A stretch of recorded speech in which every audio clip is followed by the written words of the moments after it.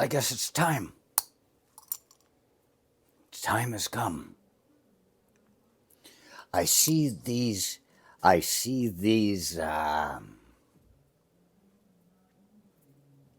commercials, these ads all over the internet, YouTuber net, whatever the hell it is, and it's been going on for a long time now. I know, and I noticed it for a long time. And I see you can buy this flashlight, and it shows you blowing up a plane in the sky with it. It's like, hey, I could use that, and you need to have this, even though they don't like solar power. They're like, you need this solar power thing to have your energy when the power goes out. And it's all these guys in camouflage. And a lot of times they've got their camel face on, and it's like, what the hell's going on? And hey, you know what? You can survive on lard. It's like, remember back in the Depression when we were living off lard? Make America great again with lard. All these things they show. And I sit and I watch, and I'm like, they're really getting people ready to prep. The thing with that, it's like learning CPR. Once you know it, you want to use it. Ha! To an old person, ah! Oh! It's like kung fu, There's no need to know it if you can't beat the shit out of somebody or save a life. The thing is, I always thought, the guy laying on the ground, he's going, gone. And I sit there and I go, well, I know that the brain can go about 2 minutes without oxygen before there's brain damage. 2 to 4 minutes goes something like that.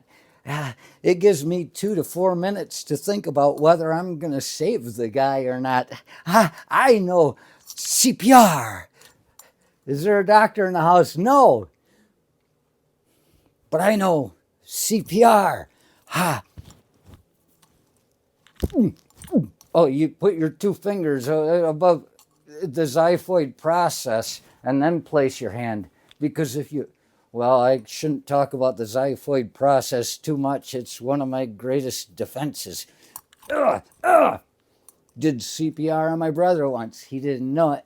He had a chest that was sore, and he was telling his girlfriend at my parents' house, he's like, hey, he says, my chest needs to be cracked. Can you? And I was in the same CPR class with that girl. It was the very first time I'd learned CPR. And she's pushing on his chest. He's like, you got to push. And she said, I'm not heavy enough. I said, I can do it. And so I came over and I put my 2 fingers, tequila. And I just kept my elbows straight like you're supposed to. It gives you greater strength and more endurance. And I just put my weight on him, and it went coo, and it went he did that. His whole chest caved in backwards, and he went, and I said, wow. So I got to do it. Being that I got to do, he's probably going to have one more heartbeat than he expected when it comes time to die, because I did one for him. It just caved in. I could have killed him. That's fratricide or something, like fratricide, fraternicide. Killing your own brother, and they always say it was a mistake. It was a mistake. I don't always think ahead. But so, the one time, last time I got certified for CPR training, there in the class, I was sitting there, and it was a very serious bunch of broad demographic, many different kinds of people in there. Most of them seemed pretty nice. That's why they were wanting to learn CPR. I was just like, well, it's time to get certified again. And they said, any questions? And I said, hey, I got one, because I'd wondered this for years. I said to the instructor, I had heard long ago that if you know CPR, you are required to perform it by law on somebody if they need it. Is that true? And this instructor looked at me and she said, well, I have done CPR. I found my mother, maybe in the bathtub. It seems like it was in the bathtub. When I went to visit her, she wasn't answering. I went in and I found her. She was already cold. And I started CPR and I just couldn't stop. I knew she was gone, but I just couldn't stop. She says, when the time comes, you feel compelled to do it. I said, well, my dad has told me that if he ever has a heart attack, he wants me to put him in his bedroom and lock the door and leave him in there until he dies. And she went, and she looked and she said, would you really do that? I said, he asked, and everybody looked at me like I was a monster. Why? Because I know CPR and I'm not compelled to use it. I don't have to prove it to anybody. I've already done it once to know how much you can break somebody's ribs. But here's the thing.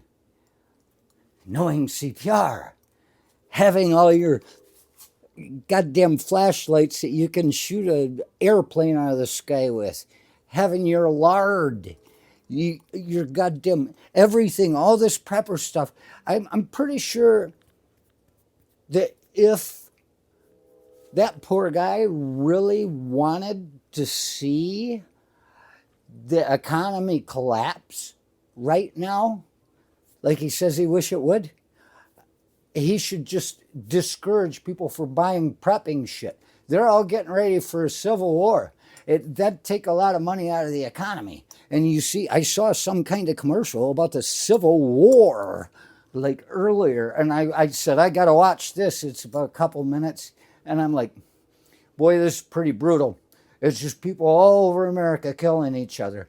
And it's like, oh my gosh. You know, and the thing is that really the way you want to live out your future?